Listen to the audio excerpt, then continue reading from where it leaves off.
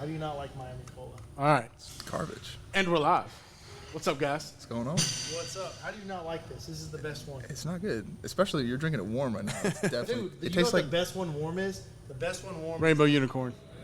I've never had that. I have one over there. The best one warm is the jalapeno rain. It's nasty, but you drink it warm, it like feels like So You're just like- you said it's nasty, but it's better warm than it is cold. you drink it warm, Makes it no like sense. tastes normal. It tastes like alcohol or something, like tequila. Like it tastes like it's supposed to be warm. You drink it oh, cold, like it's it's like, okay. you know what I mean? Like you're taking multiple tequila shots. I Yeah, have that's what it feels like good tequila.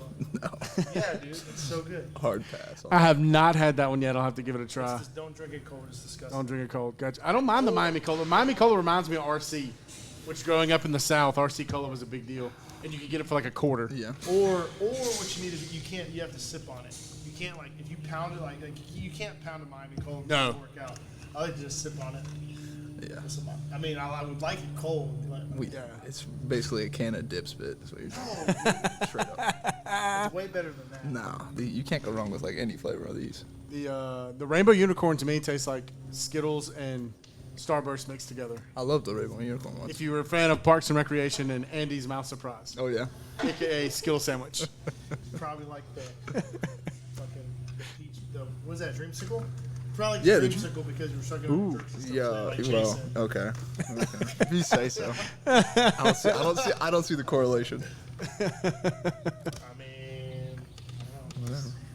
Just saying. All right, so let's give a little introduction to the folks. So we'll start over there on the left with Rink. Tell the people who you are, buddy. I'm Andrew Rinkemeyer. Just a little background about what we're going to talk about, I guess. Former D1 player. Got introduced to this trying to get ready for my pro day. And I was just doing different stuff. Like in the past, I was doing a lot of speed work, things like that, jump training. More traditional Not- kind yeah, of not powerlifting, nec- yeah. bench, squat, deadlift. Yeah, not necessarily like really doing like conjugate type stuff and things like that we were doing in here to get ready. And I just kind of fell in love with it after. Football didn't really pan out, and then got into Olympic lifting on the side too. Started seeing how much more explosive I was getting as an athlete, and just fell in love with it. So I've been doing Olympic stuff for about a year now. Yeah, and watching Still. your progress over the last year, just mobility, squat depth. I mean, like you said, the explosiveness has been, Oh, yeah. impressive. Well, I think the biggest the biggest thing with Rink coming here, going from like doing the traditional like, I hate talking shit about college strength coaches or like people in the private sector. Lean into that, Mike. People in the private sector, but it's like it's all like the speed work. You got to sprint. You got to do this. You got to do the band sprint. You got to do this. You got to do this. Where in reality, when we trained him for his pro day and everything else.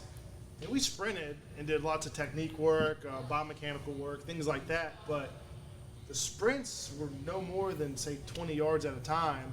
But he got faster and more explosive because he got stronger, learned how to use his body better rather than do all these crazy amount of sprints. Like I made a post the other day on Instagram, like, don't fall into the speed trap of doing sprints, when it's more neurological and power and strength based rather than just sprinting all the time. Like, people just kill me with that shit. I think that's one thing that he realized when he got in here was, man, if I just get stronger, more mobile, and learn how to use my body better and run faster. Like I remember when you went to that random combine, like with a week's notice, you ran your best 40 you ran since you blew out both your Achilles. Yep. Like, and that's just from getting stronger, getting more powerful, and just practicing his biomechanics every day going into it. And I wasn't really doing any speed training. Yeah, like we weren't sprinting at all, not doing any agility work, and like Just like smoked all that technique, stuff. that's about it. Vertical jump was up, all that stuff. It's pretty good crazy stuff, what no, happens when yep. you just do it the right way, Yep. and not just the cool gimmicky shit you see online or on Instagram all the time. What? The IG models don't know what they're talking about? They're not the industry experts? Are you kidding me? No, they're But they have so many followers, Jake. I know. I wish that they were. They knew what they were talking about. But it is cool to watch. But I don't recommend doing any of that stuff you see on Instagram or Facebook, or YouTube, or any of the stuff you see the pros doing because the pros were gonna make it either way. Yeah, The pros, just- like they're genetically superior. Yeah, tip of the spear, right? Yeah, like, It's just I mean, like we talked like- about, they're the 1%. Like they can do whatever they want. I mean, They're gonna like- be that good like, anyway. for instance, like before I blew my Achilles out at the Senior Bowl, like, I mean, yeah, I trained hard and I worked hard always where I worked everybody, but my genetics were pretty superior. I mean, in high school I was running like a sub 11, a high 10 100-meter dash at 240. Big white kid. Yeah. Like I was gonna make it as long as I didn't get hurt, in which I got hurt. But like, if you're gonna make the NFL or baseball or NBA, like you're genetically superior, so you can do those goofy things that you can pay your trainers thousands of dollars for. That do they help? Maybe because you're genetically better, you can just lift up a stone and get stronger. Well, and at that point too, they're pretty much just fine tuning. Whereas the majority of us, we're on the. If you think about the old radio knobs, they're fine tune knob. We're the big, we're the coarse tune knobs. We're trying to fix a lot of problems. They're just minutely fixing some details. It's like you're on a spectrum, and it's like people are here, and they're just like, yep. It's like Bitcoin slowly going up. They hard. Yeah. Dogecoin. It's going up and down, up and down, up and down. Exactly. But and then I guess a little intro to me. I'm Jake Johnson. I started training when I was like 12 because I was a little fat ass and I got picked on a lot and I was tired of it. So I can remember 6th grade I got Pumping Iron DVD for Christmas. So I good. watched like 5 times Christmas Day, going back and forth from my house and my grandparents' house. And then from there, I had like the little concrete weights that nobody probably knows about anymore. Rink old school plastic ones? Rink probably doesn't even know about those. Oh, dude, we had Like some with of the those. concrete inside with the plastic cover. Yeah, did you have They're them? basically all gray. I think my grandma. So I had the concrete weights for a little bit, had those in my room, and then I got a Bowflex the next year for Christmas. Nice. And then just from there, it was just I saw my body changing, and then I can remember Christmas of 6th grade being fat and getting picked on. Then spring of 6th grade, we did like a field day, track day, and I was just smoking everybody and running, like 100-meter dashes and stuff. And I was just hooked from there, and I knew, like, well, if I just keep working out, I get bigger and stronger, I'm just going to become a better athlete. So throughout high school, did all that.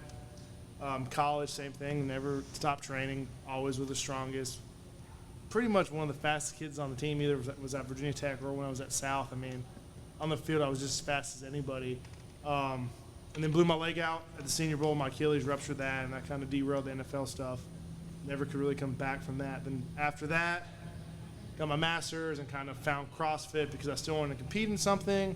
I really didn't want to do weightlifting or powerlifting because I was always super strong. I wanted to do something that a 6'2", 240 guy shouldn't be good at. Yeah. So I got into CrossFit, and like the first year was pretty tough because like I could do all the gymnastics, I could do all the running, I do all the lifting, but you throw it all together, and it's just like it was a cluster.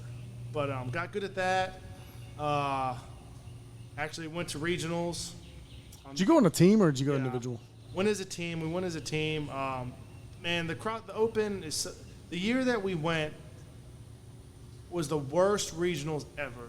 2017, no barbells? It was the worst. There was no bar. It was all sandbags and dumbbells and kettlebells. It was Yep. the worst. And then like judging was awful because so for instance, like I'm 6'2", I have long arms, so you're supposed to be inside the box, but you can have your fingertips on the line.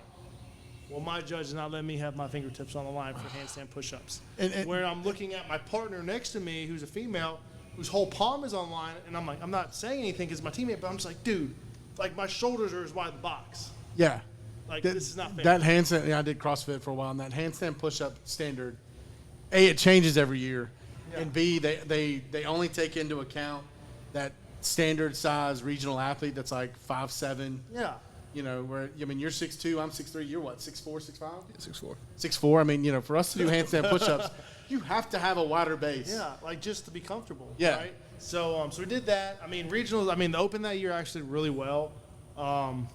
Couple years when my first Open I ever did, I got I think like 6th in the world in the clean and jerk after the first event, the Nice. Metcon or whatever. Like I did not do good at the Metcon, but the clean and jerk I got like 6th in the world. Heck yeah. And then after that, I did pretty good the following year. Then last year, I did really good.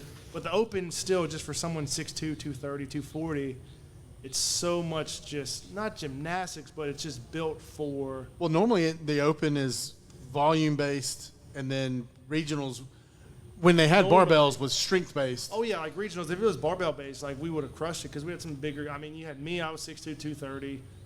You had Hunter, who's like 6'3", 6'4", 215, 220.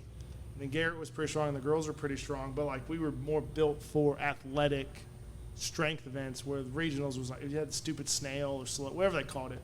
And then you have, like, the handstand push-ups in the Open were terrible, too, because I remember the workout, it was like a repeat of, say, like, 2014. It was, like, 50-calorie bike, 50 wall balls, maybe 50 handstand push-ups, 50 deadlifts, or like 50. No, It was a row. 50 calorie row. Yeah. 50 deadlifts. 50 wall balls, 50 handstand push-ups. So like I literally, however it was, I can remember I knew there was at least 2 things before the handstand push-ups. I got to the handstand push-ups in like 3 minutes. Like I was on track to like be like top 10 in the world, and then stupid ass standing for handstand push-ups for someone tall in the open is just not fair. Yeah. But anyways, besides that, then I got out of CrossFit. The gym was doing really well. I didn't have time to train 2-3 times a day, a couple hours a day. So I got into weightlifting. Olympic weightlifting. Yeah, Olympic weightlifting, which I'm doing now. I've been doing it, I guess, almost 3 years now, strictly, maybe 2.5. Because the first year I did like a local meet, and then I went to American Open, and I got bronze at the American Open in the snatch. And then the clean and jerk, they said my elbow touched, which it didn't. We have video of it. But that would have got me silver in the clean and jerk and silver in the total in my second meet ever. Is that the one where Cody lost his mind backstage? Yeah, they did not like us. And I still don't think they like us because we're not the typical elitist weightlifter. We're like the weightlifters are like, they think they're better than everybody. It's not like strongman or CrossFit or even powerlifting. It's like, it's a very weird sport. Like there's some cool people. Like I met my coach there, Don, and my teammate Russell. Those are the only cool people there. And like everybody else was, I hate to say it, a bunch of douchebags. They were not cool. There's some other cool people we met, but like a lot of them just thought they were better than everybody. It's like, what? No, like I don't get it. It was very weird. Yeah. So anyways, so after that, competed a couple other times. American Open the year after that, I think I probably had COVID because that was right before COVID. I was sick as a dog.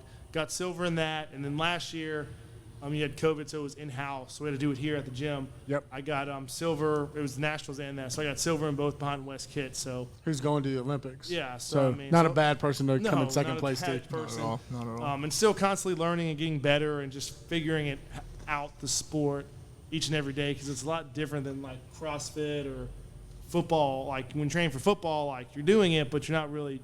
You're just cleaning. Like you think you just got to rip that shit off the ground as fast as more explosive as you can.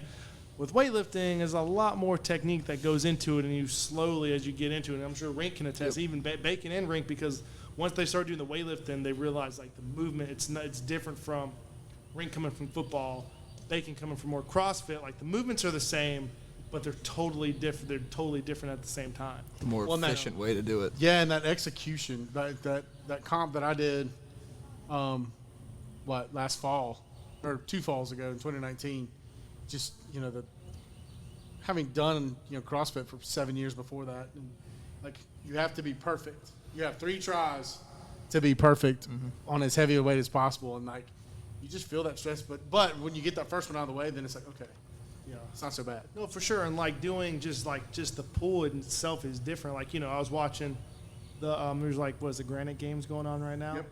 Started there's today. a athlete in town who's at the Granite Games, and Shout out to Jessica. like she made her snatch, but like she's it wasn't a Metcon, but she's lifting it like a Metcon. So like those are 2 totally different movements. Like in Metcon, your butt's going to be high, you're going to use a lot of back, like just pull it up and get it. But when you're maxing out, you want to use your legs. Like it's a totally different the mechanical biomechanics are totally different from executing a max lift compared to max reps in a Metcon, where like when I would do snatches, when I would get in the Metcon, I would go from wide grip to medium grip to close grip. Like I would change up during the Metcon so I wouldn't get tired. Yeah. Because as soon as I get tired here, or I'd feel the fatigue, I would change up my grip, or I'd hit off my thigh, or I'd hit off my hip, or my pull would be different, but because it's just a Metcon, so I'd change it. But when you're maxing out, like that, you have to be so precise with your technique. It is what it is. But it's hard for people to understand that. They don't want to listen to nobody. Until you get into it, yeah. Yeah, until you really get into it and be like, oh shit, why am I missing all these lifts? Like, I look like I'm good. I just missed it for one tiny little thing. Yep. So, like they said, I'm Bacon. So I got into CrossFit back in the tail end of 2012. I was 32 years old before I had ever, done a clean or a jerk or a snatch. I mean, I'd done, typical, high school football, weightlifting. Played on the club football team at South, which led to what you guys eventually played for. Thank you. Hey, no. It's a Did pleasure. you see the picture? I don't There's think a I've seen picture it on yet. Bacon's Facebook of I need to see the it. old South jersey. Let's go. Yeah, Clean dude. shaven. Looking. I don't think I was I clean shaven? You didn't have. I mean, I was definitely baby faced. You were definitely baby faced. Baby That's faced. what I That's say. why I don't that's think why the beard's always here because I'm so baby faced. I've never seen you without it, so. Yeah, I don't like it. So, but yeah, I had done traditional weightlifting stuff. I mean, we had a Solo Flex growing up. You guys remember Solo Flex? Maybe. I have no idea. The predecessor to the Bowflex, Sounds kind of familiar. the Solo Flex. So it was like a all-in-one home gym, but it used these like super thick bands. So you put it yeah. on, and it was, I mean, it was kind of like before these bands, but they're smaller, but super thick. And I mean, you could bench, you could squat, you could. And that was the adjustable weight. Yeah. Instead of like having actual metal weights, it was the band tension. Yeah, and so you got like this big stand. It's kind of like a power rack, but it was one it was like a T, and then it went up, and so everything attached to that. But we had one of those growing up. I mean, my dad had some of the old concrete weights. We had those for a little while too, and then got to high school and regular weightlifting, bench, squat, deadlift, stuff like that. And then as I was growing up, or as an adult, Globo gym type stuff, every once in a while, in and out when I had time or would force myself to go. And then both my brothers got into CrossFit and kept telling me to do it. But all I had seen at that point was CrossFit Games on TV, and I was like, I can't do that. Yeah, Like I'm not in shape enough to do that That's a stuff. lot out of the gate.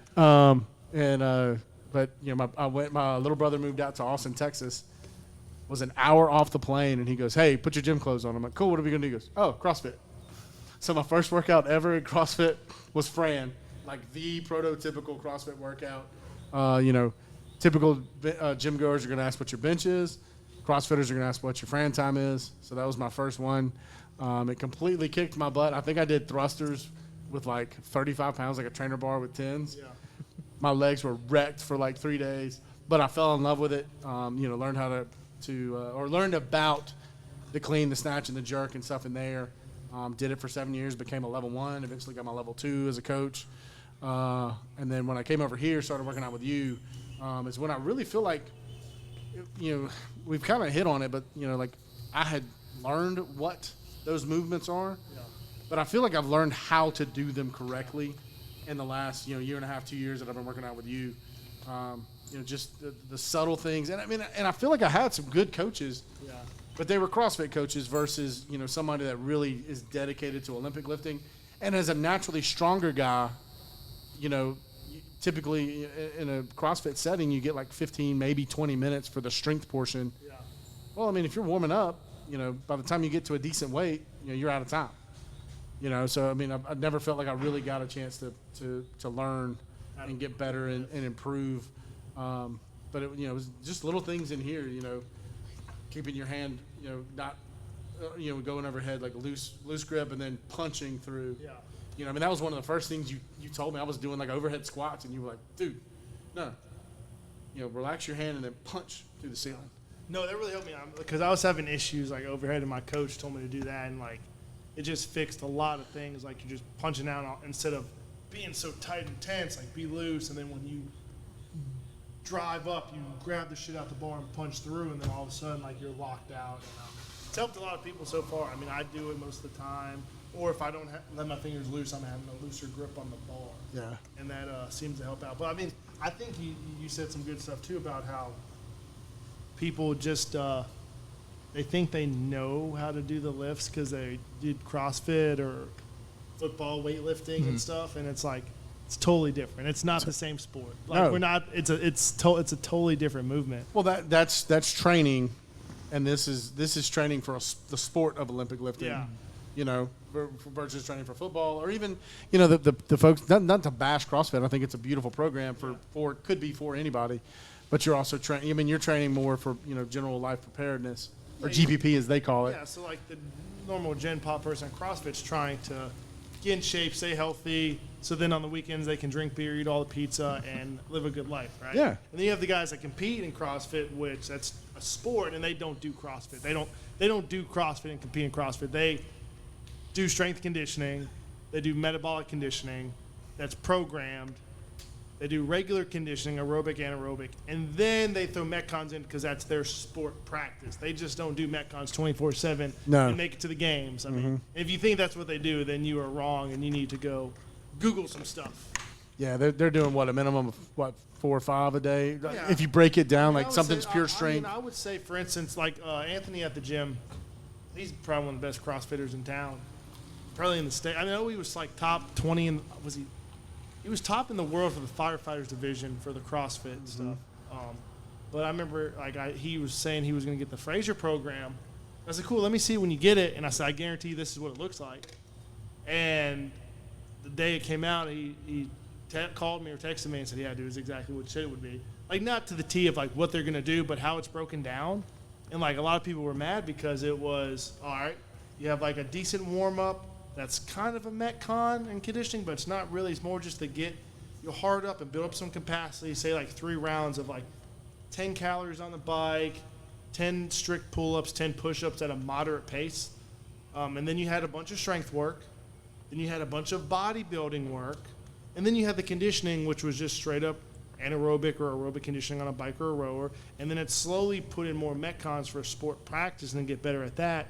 But he's also kept on increasing the actual conditioning, which people don't want to do. And when I would program for CrossFit, nobody liked it because Yeah, that's not the sexy stuff. it's not fun to do. Yeah. It's not fun to go do sprints, sled sprints, and this and that. But that's how you kick people's ass in CrossFit. You get in just better shape. Yeah, you listen to Spieler, he calls it grunt work. Yeah. You know, I mean, you listen to Fraser talk on podcasts. You know, he said typically once a week he would do a 90-minute bike erg. Yeah. Like every week. Well, Nobody else is going to do that. no, well, that's like Ren can talk about this in a second. Like, I don't think he ever got tired at his combines or camps or tryouts, but he never did football drills. He just did, I don't want to say strongman stuff, but he made up his own little conditioning with the yokes and the farmer's carries and slam balls and sandbags that were basically CrossFit, metabolic conditioning, but just interval style, if you want to talk about that. Like, how you never got tired doing your stuff, but you never did football drills. Yeah, You just did conditioning. Yeah, it was I like to call it non-traditional cardio, I guess, or strongman cardio. Like I basic push the yoke. GPP. Yeah, just 10 minutes straight of nonstop stuff, or sandbag, sled, down and back, 10 minutes straight. Get on the yoke, carry it, push it, 10 minutes straight, things like that, and then just CrossFit stuff, honestly, Well, like rowing, that's calories. how and stuff. about when we would when you and Ethan would actually do some CrossFit stuff because you've never really done that. And then all of a sudden, you usually would smoke it. Not so much the gymnastics stuff because you've never done that, but the actual just say normal with barbells or kettlebells or that type of CrossFit workout. You probably smoked it because you were in shape from doing all the other crazy stuff over there from just doing conditioning, right? Yeah, it's just instead of doing running 15 110s and just totally destroying yourself, you're actually getting stronger at the same time instead of just completely burning out muscle and stuff like that. But people don't want to listen to it because, like you said, it's not sexy. The sexy thing is when you were in college doing power cleans and stuff and starfishing it and putting straps on for power cleans and just bouncing it off your hip and every PR in a college weight room spotted and stuff that, and then they count it. Every PR is spotted. I can remember when I was in college when I transferred to the South, and nothing against our coaches. I love Coach Schwinn and those guys, but Absolutely. those maxes were terrible. I never let anybody touch me because I knew what I could do and I knew what I couldn't do. Yeah. If you're gonna touch me, it doesn't count. Yeah. I can remember in camp I did 405 for sets of 5 on close grip bench. That's what I did. And I called some of those guys that supposedly bench press 500 pounds over during camp to work out with me. And I'm sore, man. I'm beat up from camp. Because you're fucking weak. You're not really strong. Soft. Yeah, they got those bullshit numbers. Just spotted the whole time. But I mean, like you said, it's just CrossFit. They want to do the sexy thing, which is cool. That's great, but yeah, they just want to do all the Metcons and but stuff. if you want to get better, you have to have a periodized program or a conjugate stopper. You have to have a plan. You just can't go and make stuff up anymore. Maybe when CrossFit first came out, with stuff, you could just make random stuff up and get better. But if you're gonna do it as a sport, you got to have a plan. Just Well, yeah. I mean, now there's money in it, and so true athletes are gravitating to it versus just weekend warrior types. Yeah. So yeah, I mean, you've got to train year round. There's no real off season. You got to push through it. No, for sure. But people like to do the random, crazy, sexy stuff and not come learn how to do stuff like when we always try to have seminars or put information out and nobody ever wants to listen for some reason. I don't know why. When I was doing CrossFit, I was the best CrossFitter in town. Yep. And I was the biggest. But nobody wants to admit to that. Like when I was at the CrossFit gym and then they delete all my records, like number one on every single thing from like the girls, everything. But I don't know. It's whatever. It is what it is. It is what it is. Hopefully people will catch on one day. A little salty still, buddy? I mean, I mean, maybe now since I'm like a weightlifter and like I'm out of shape, I can't really talk shit anymore because I can't do that. I mean, I can still do all the movements, but like, you wouldn't be the best. I mean, anymore. like I do 2 cleans. I'm like, I want to just lay down. Yeah. Before I would do like, what's the wall ball workout? The 150 and then the, Karen, So 150. I did unbroken. Like it was nothing because I didn't want to do double unders. Which, I mean, the only other person I've ever seen do it unbroken is Tommy Hackenbrook, who's basically your same size. Like I did unbroken because if the workout, it was like you had to do double, like 50 double unders or something every time you break. And I'm like, I don't like double unders. I'm not gonna break. I did it like 4:30. Double unders are miserable. But so. yeah, I can't do them. Not yet, anyway. It's practice. You just got to get in there and do it. Mm.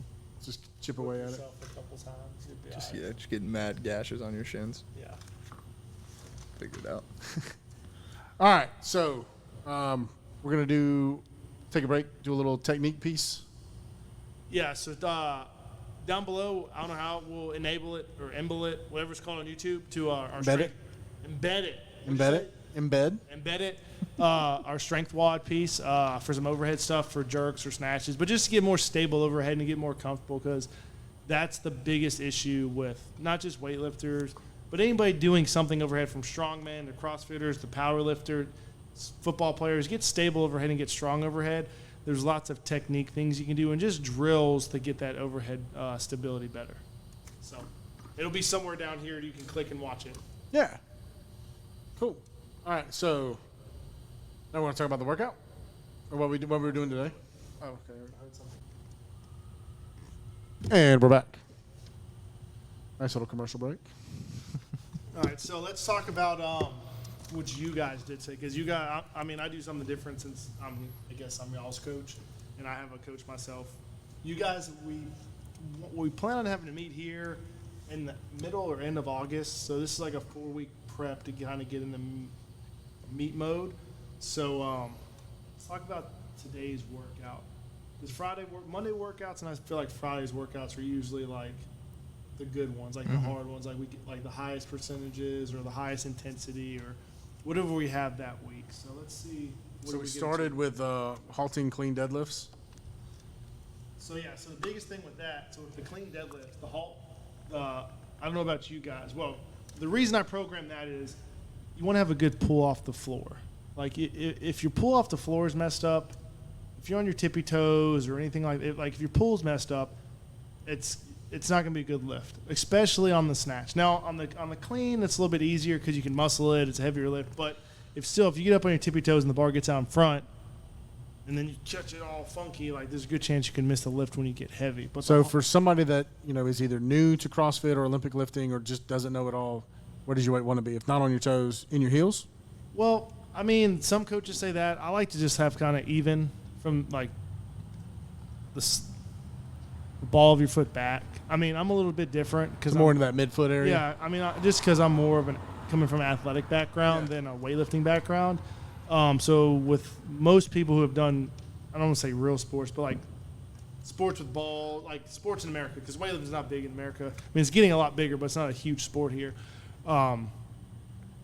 Is if you're on the balls of your feet, that kind of gives people a little bit better idea of how to do things. If you say put it on your heels, they're going to be all the way back, and that's not take it to the extreme. Yeah, that's not what we want. But just that pausing at the mid shin and that slow pull off the ground kind of just ingrains the proper pattern for everybody without them really knowing that. And it's a good primer just before you do some cleans.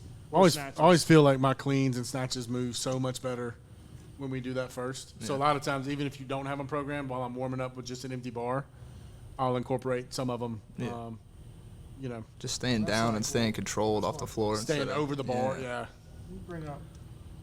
Driving my feet through the floor. That halting deadlift really, I think, helps me out with that. No, for for sure. Like I'm gonna bring up last week's because that was like a different cycle of stuff, and I want to see because I remember the past couple 4 weeks I've been programming stuff before we actually lift. I don't know if yours will come. One of y'all's want to bring because my app's not working for some reason. Last week Or like week before because we're on a different cycle. Oh yeah. Like what day you want? Like last Friday. Go to actually. We did like GPP. Yeah, stuff. go back to like the week before that, the like 13th. the 13th. All right. Yeah. Or hold on. So on the Yeah, we did all the 13th, 3 position stuff. So for yeah, instance, 3 position snatch. So for instance, like one thing we did a couple weeks ago before we actually snatched, we did some push presses and some drop snatches just to get the patterns down, like the punch through, like head through, locked out, and then the drop snatch, different than the snatch balance. You literally like once you drive, you're driving it off your shoulders, but you're just dropping down. There's no driving up.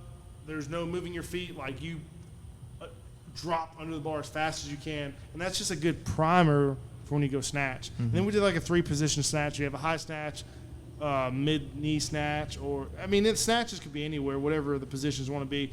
But it's either going to be like a high above the knee, below the knee from the floor, or I think we went from the hip above the knee, below the knee that week. Yep. You know, so that was last week. But like priming your nervous system before you do a lift really helps. Like for instance, Don, my coach, we've always had a funky problem with my snatch with my right leg.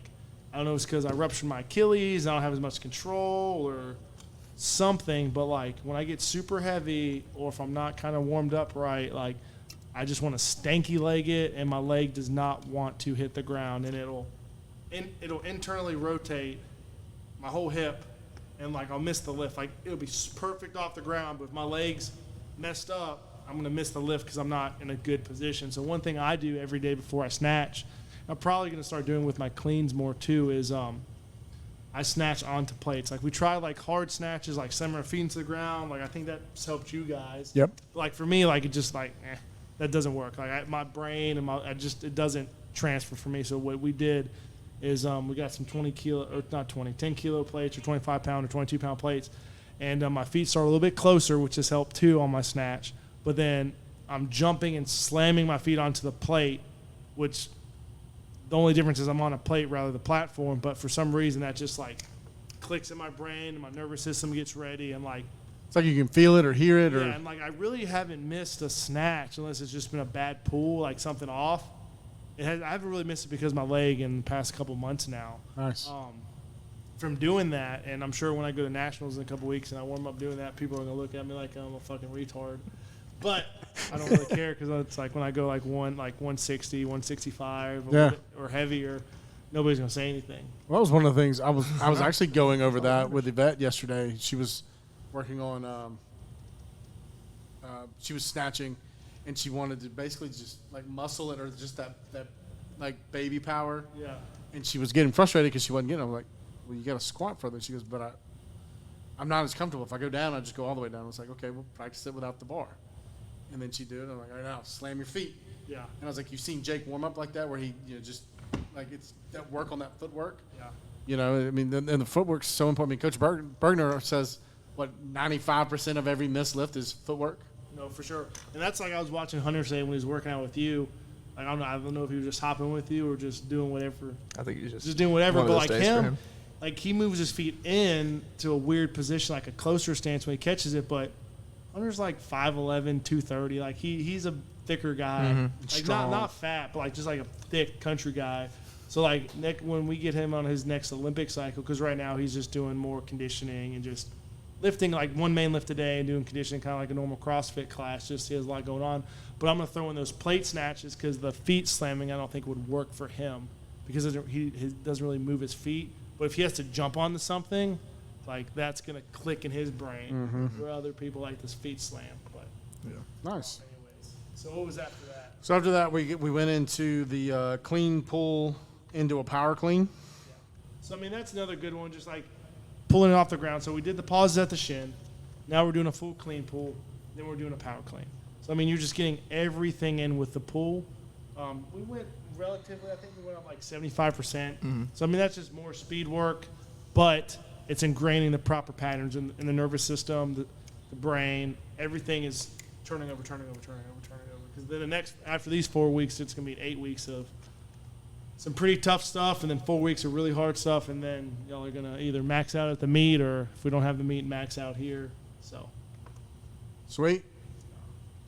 So from that, we went into the 3-second clean and jerk. yeah, so that was our main lift. So the main lift was the 3-second clean and jerk, and like I said, so we did halting pulls. So we paused at the shin, and we did clean pulls and power cleans to really prime it and get us ready for the pull to be explosive.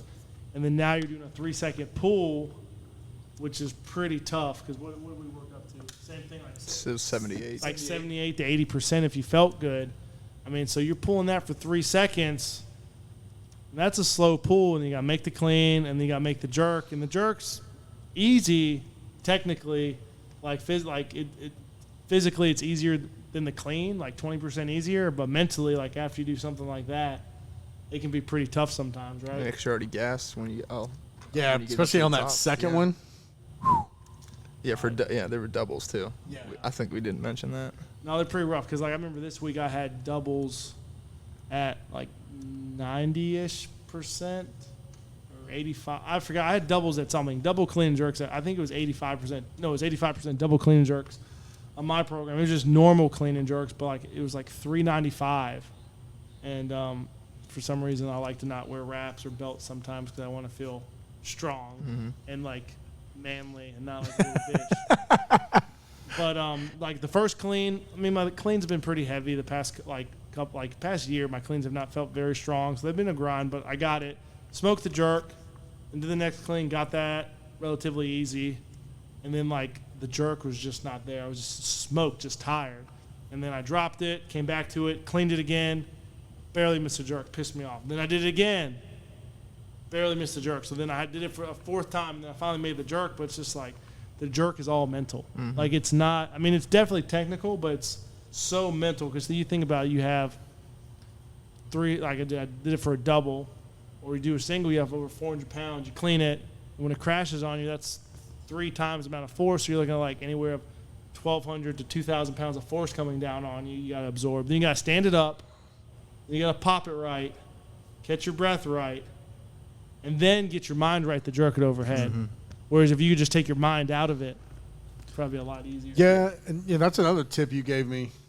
I guess when we were getting ready for the meet back in 2019, one day it was a couple weeks before we were working towards max. We weren't at max. We were 90-95% or so, but I missed one, and you just walked over and you were like, you rushed it, slow down, and again, Be quick, but don't hurry. coming from CrossFit, you clean it.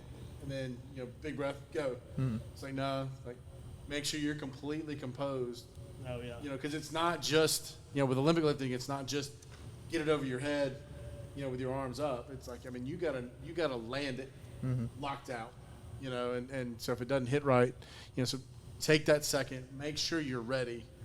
Well, for sure. That's like with Rink today. He was, I mean, I wasn't watching because I was doing my stuff, but you were talking to him because he made it. But he was frustrated. He got it up, and he just had that. I mean, it was just the slightest soft elbow. So, he hit it there, and then he had to extend it. So, I mean, it was just, I mean, and most people would have not even noticed it. But, I mean, it was, you felt it because you kind of looked at me when you dropped it. Yeah. And, it's you just got to hit it locked out. And for you just got to get down under the bar. Yeah, I'm like I was telling him afterwards, I was like, dude, just don't rush like Bacon was just saying, like, don't rush it. When it gets heavy, you want to rush it because you're like, I got to get this off my chest. But be composed because when you rush it, the dip changes, the drive changes, all your patterns change. So if you just do the same controlled, if you do a fast dip and drive with lightweight on all your weights, then that's fine. But don't, if you have a nice controlled drive working up and then all of a sudden you get heavy, then you rush it. Yeah. You're going to either press it out, you're going to miss the lift, your feet aren't going to be right. Everything's got to be the same. Yeah. Nice and controlled, and then explode up or fast, but it has to be the same with every single lift once you start getting to about 70%. Yeah. Because if you try to rush 85% or more, you're gonna miss it. Like yesterday, Oh, any little fluctuation, and like yesterday, you're not going to hold that weight. I had pause jerks, and I was working up to 90%, so I had 415 on the bar, beltless because I'm a savage. So, well, hold up for the folks. Pause jerks. Are you pausing in the dip, or are you pausing when you land? So, well, I've been pausing, holding it overhead too, because Okay. I need to get better at that. Because for some reason, like when you do CrossFit, you just get it up, you get your feet together, you just drop it, like you're good. But in weightlifting, like you gotta get it down command, you gotta do all these things, so you want to get comfortable with that. But I was pausing in the dip position, but I missed the one before, and like just watching the video, it's like I was more shallow in my dip. I wasn't doing what I needed to do, and you just can't think about it. Like you just have to do it. Like you just got to do what you do every single day. And then I smoked it afterwards. And when you just smoke a jerk, like a heavy jerk, and it just feels like nothing, it's like, man, why can't I do that every feels time? good. Like it just flies up. Like it just like pops through. And then when you have something that's moderately heavy, but say like 80% or heavier, but it's like a struggle, you're just like, oh my gosh, this is so heavy. Feels 3 times heavier Right. than it really is. Yeah. It's the worst feeling. And then when you stick it, then you get the bar slam, which is like, the best. No, for sure. That bar slam. Oh, come on, man. I love that bar slam. No, yeah. Frank loves him some bar slams too. Well, when I get them. But yeah, no. Today I think I was just rushing it, and my dip was too shallow, Yeah. and that made me go shorter, and I didn't stay long when I split, and then that made me press it out at the end. Once you rush anything, I mean, it's pretty much like anything. All the three lifts. I mean, the 2 lifts, but like all 3 of them. Like if you rush your pull off the ground, your ass more likely will shoot up. Your ass shoots up, the bar path's going to be different, and then who knows where the bar is going to be. Like people can get away with it. Like John North, his butt shoots up, but like he can get away with it. Like he's super athletic and like that's what he does. But other people, like I used to do that when I first started out, but as I got more into the sport, I had to realize, well, I can't do that. I have to have more control with what I'm doing. Yeah. Like use your legs. Like don't use your back. Use your legs. Your legs are strong. We squat. Everybody squats. Like if your legs are strong, your pulls are gonna be strong. Yep. Where in powerlifting, if your back's strong, your pull's gonna be pretty strong. Even if your legs are strong, but if you have a really strong back, you can deadlift the shit out of something because you're using a lot more back than you are legs. Whereas weightlifting is the complete opposite. Where I thought, well, I'm gonna smoke this shit because I could have a 7+ deadlift without a belt. I'm gonna train that, but it's totally different. Totally Because different. you want to use those legs. Yep. Yeah, we haven't squatted quite as much as we normally squat. I mean, nearly every day. But we only squatted, 2 or 3 times this Like week? these last couple cycles, we haven't been squatting as much, but the ones before that, Yeah, it felt like, it's every day. he's like, do whatever, and then go squat. And then go squat. Which, I mean, fine. I don't mind squatting, getting stronger. And my numbers are still going up, so, I mean, So I'm good. I'm yeah, I good. mean, I'm hitting heavier weights than I've ever I'd like programming the squat every day type stuff, probably like 2 or 3 times a year for like a 2-month cycle, because it's a great shock to the nervous system. And it's a great change up. Because usually what we do more of a conjugate style with our main lifts. And when main lifts, or I guess you'd say secondary lifts for Olympic lifting. Like so our squats or our pulls or our presses, like we do some sort of conjugate style with a dynamic type day, which is really just 75% to 85% or even 90%. But if we throw bands or chains on there, we'll lower the percentage. But the goal is to move the bar super fast. That's going to transfer to the sport. Or we have a max effort day where we're going to hit positions that we suck at. Either it's right above 90, below 90, things like that, hitting those positions. But when we're not doing a conjugate cycle like we normally do, I would say 6 to 8 months out the year, I will program the squat every day. But we'll only max out once a week, a true max out, because everything else will have some sort of variation with a pause or a chain or a band or a funky bar that we have. But, it's the goal is to get like 85%. Move it fast. But then I'll have like a day where it's, hey, max out on this, and it could be like a safety bar squat. You're maxing out with a 5-second pause or something, but we're never going to do a true I can't think last time we did the squat every day, we did a real just regular front squat or back squat max out that didn't have some sort of variation that didn't let you truly, Yeah. you know what I'm saying? And Yeah. like those variations are what's going to get you better, and those variations are going to pull you back a little bit so you don't just completely fry your nervous system so you Yeah. can come back and do it the next day. If you're just maxing yeah. every day, after about 3 weeks, you're going to be dead, especially since, you can't take drugs in the USA for weightlifting. So you're not going to make it. Can't sustain it. No, but so if you throw that variation in there, you're really only hitting 85% of a true max. Yeah. Even though you're maxing out, giving maximum effort, which is what we want, the stimulus is going to come, but the fatigue's not going to be there as if you would literally max your back squat every single day to failure. Yeah. Unless you work out with Cody, because then you're basically going to max out every day. Cody comes in twice a week. He maxes out and does bodybuilding, and he just gets better because he can recover the 5 days in between. Yeah. And unless he benches, then he's sore for 7 days. Yeah, can't do anything. It doesn't get out of bed after that. We'll eventually have him on. Cody's a trip. All right, and then we so we got done with that.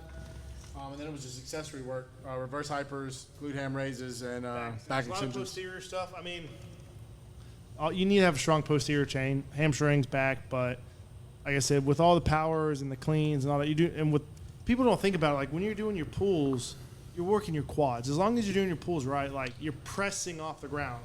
You're not really pulling, you're pressing. Like my teammate Russell, he has a podcast, and he used to be on John North's podcast, and he talks about the press off the floor, not the pull off the floor. Because if you pull, think more like a deadlift, you're pulling with your back. But if you think about pressing with your legs, that's quad.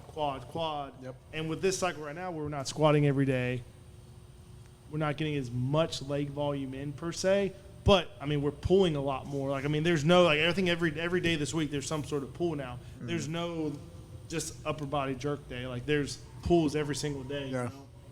That's how I've always coached. That first pull off the ground for deadlift and snatch. You think about that Globo Gym leg press machine. We've got one over there with the big plate. Yeah. You're basically sitting in a recliner and you're just pressing. Okay, the platform is now that big plate. Press it away from you. Like a standing leg press. Yeah, because if everybody else is thinking pull. Yeah. It's not. If you start pressing with your legs, it gets so much easier. I can feel it in my warm-ups. If I'm pulling versus pressing. Well, I think one thing that we have here that nobody's ever. Some people have done it, but nobody's done it like we've done it, and we'll do another strength WOD on it probably next episode while I'm thinking about it. I'll program it the next 4 weeks going to meet is doing all the eccentric, concentric, kind of the triphasic stuff with the belt squat with the bar in your hand that nobody does. Yeah. You know what I mean? Because that teaches you you are using all leg drive. So we have 2 belt squats here, 2 Rogue ones, which are pretty good. The West Side ones are probably the best, the top of the line, the ATPs. But the Rogue ones for the money you can't beat. Their pitch sharks suck. The hammer strength ones suck. All the ones that have the pendulum or the weight, the angles, that you can do 1,000-pound leg squats. Those are bullshit. The Rogue one, you throw 350, you throw 345s on each side. And you don't use your hands, good luck trying to stand up. Yeah, you got to be strong as shit. Yeah. But what we do with that is we'll do a triphasic style thing at the end of the workout where we'll do 2 weeks of eccentric going down slow for 5 seconds. Then 2 weeks of or actually the third week we start at this past third time we did the third week, we did it we went down slow for 5 seconds and then we let go of the bar and we exploded up as fast as we could. That's what one of our buddies who's a strength coach at Southern Miss told us to do that. I think that helped out a lot. It's crazy how at the end of a workout how nasty those are. No, they're the worst. And then the next 3 weeks are coming up slow. Then the last 3 weeks are just regular pulls. You're not making contact because you have the belt on your hip. But the biggest thing I like about that, the transfer, and I do those myself. I program those into my own workouts. My coach knows that. Is it teaches everyone to use your legs. Because if you don't use your legs on that belt squat, it is gonna throw your ass up, chest forward. You're gonna bang your head on the safety pin, and then when you throw the bar in your hand, and then you have weight on the bar, even if it's only 60% of your snatch, when you have 60% of your snatch, then you have 60% of your snatch on the trolley, then you have bands on there. It is a leg workout that if you don't focus on the leg drive, it's you can't do it. There's no way to stand up. It becomes a good morning. Yep. But it all transfers back to the platform because it's. If you do 5 sets of 3 with 5-second eccentrics, how long is that you're just focusing on legs in that position with a snatch or a clean? when you come back to the platform, I mean, the transfers like that, especially doing the triphasic stuff. Even if you don't do 3 seconds down, 3 seconds up, 5 seconds, all that. If you just do pulls with that, that's going to transfer because your brain, your CNS is starting to pick that pattern up. It's going to become more natural, especially if you have issues. Like if you don't have a belt squat, we used to do it redneck style with the rig. We would hook it up with bands. It was a pain in the ass, but you can do the same style thing. Or if you get on some blocks and just put some weights on like a belt, like a dip belt, just work on that pull. I mean, It's all legs. If you focus on your legs, it's going to transfer over, I think. Yep. We'll show the folks that one. If they don't have the belt squat way next week too. Oh yeah, how to hook it up. That's a pain in the ass. But I mean, but it works. It works. It works, and it sucks. I feel like it actually feels worse than that because it's all bands. Like Yeah. you gotta load. Yeah, those days. I mean, those heavy days where we have a ton of stuff to do, and then those are at the end. It's like, all right. You're just fighting the band the whole time too. Yeah. You got to get amped up to go hit that. All right, guys, we are at 50 minutes. So, I mean, in closing, I think we discussed different name ideas for this. What we're gonna call this? Yeah, we had a couple. I don't know. We just throwing some things around. We don't really know what we're gonna call this, like the Savage Barbell Podcast or the Barbell Savage Cast or Strength Pod, or Stronger Thing Cast, Amp Cast. I don't know. If you guys have any ideas, just comment down below, subscribe, follow us, share the video. We'll eventually get an Instagram up for the podcast, but until then, you can follow me at Amp Performance Mobile, I believe. Yeah, on Instagram. Yeah, Performance Mobile. Yeah. We'll link it. Yeah, we'll link everything down below and all the clicky buttons and all that cool jazz. But help us come up with a name. And if you come to the gym, you kind of know what we're saying is savage, not average. So try something in that vein to go with this. Yeah. So. Sweet. All right. Where can they find you, Bacon? So Instagram, I'm Built of Bacon, and then Jeff Bacon on Facebook. Mr. Rink? Yeah, I'm just _Rink, REINK on Instagram. That's probably the best place to find me.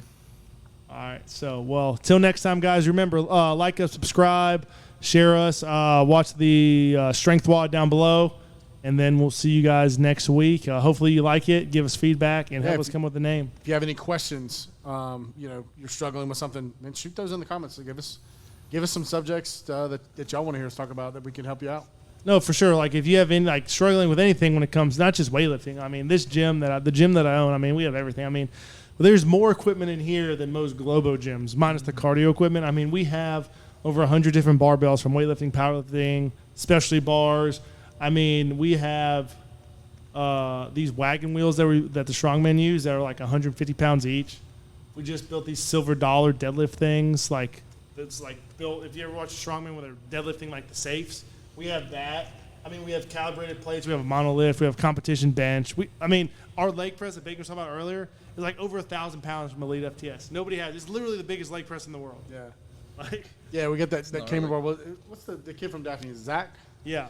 Yeah. He and his dad were asking me, which one's the camber bar? And I was like, the one that goes and down. And he just started shaking his head like, yep, that one. Yeah. The one that makes you do that every time you have to use it. That one. But it works. But yeah, so if you have any questions about anything, powerlifting, strongman, weightlifting, CrossFit, sports performance, I mean, shoot us, DM us, any of our Instagrams, comment down below, and we'll get back to you for sure. Cool. See y'all next week. See you. Peace.